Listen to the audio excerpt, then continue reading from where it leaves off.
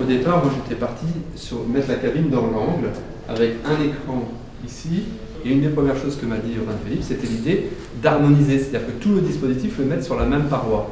Je me suis dit, bon, peut-être on pourrait essayer de faire tout un dispositif dans cette côté qui est plus large dans la salle, parce que déjà c'est une petite salle qui n'est pas si évident pour l'accès des personnes et la sortie. Du coup, on s'est dit, bon, pourquoi pas, on pourrait faire plutôt un gros panneau et intégrer cette cabine de douche avec les écrans et tous les dispositifs qui viennent avec. On va ouvrir la cabine, tu vois. Et donc ici, normalement, le lecteur s'installe. Je vais te mimer. Je remonte le pantalon, il est assis comme ça, il met le casque d'électrode là. La queue de cheval derrière, et là vous installez tranquillement, vous voyez. Il n'y a pas besoin de passer les oreilles. Bon, si c'est pas parfait, c'est pas très grave non plus. Il y a ici pour le menton, si vous voulez, avec ça. Et là, ça s'accroche, il y a un strap. Le casque, il est vraiment relié à l'écran. Tout est vu, c'est-à-dire on voit qu'il part de là, il remonte, il y a toute une sorte de gouttière, on voit tous les fils, l'amplificateur il est visible, et l'écran qui va diffuser la pensée du lecteur.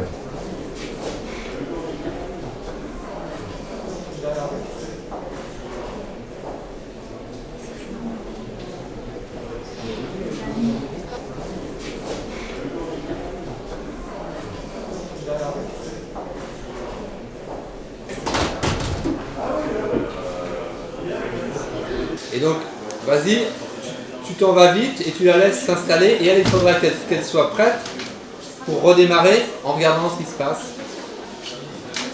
Regardez tous le raccord, donc là, idéalement, elle est dans les temps là. Pas encore lire, il faut vraiment essayer de se mettre à lire quand on voit que ça commence à bouger. Voilà, parfait.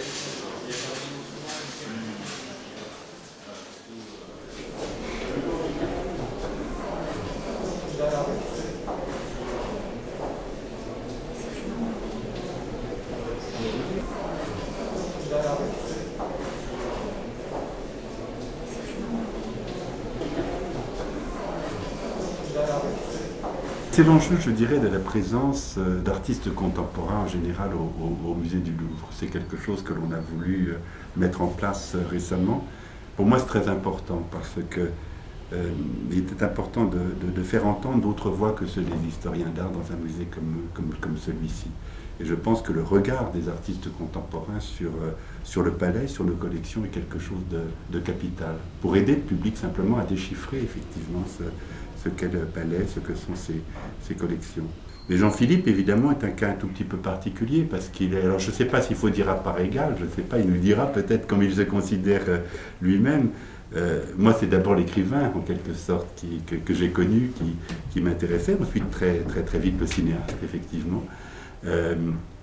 Et puis voilà, maintenant, nous avons le plasticien, donc c'est une figure protéiforme. Et je crois que c'est intéressant parce que nous avons beaucoup d'artistes au Louvre aussi qui ont été un peu tout cela à la fois.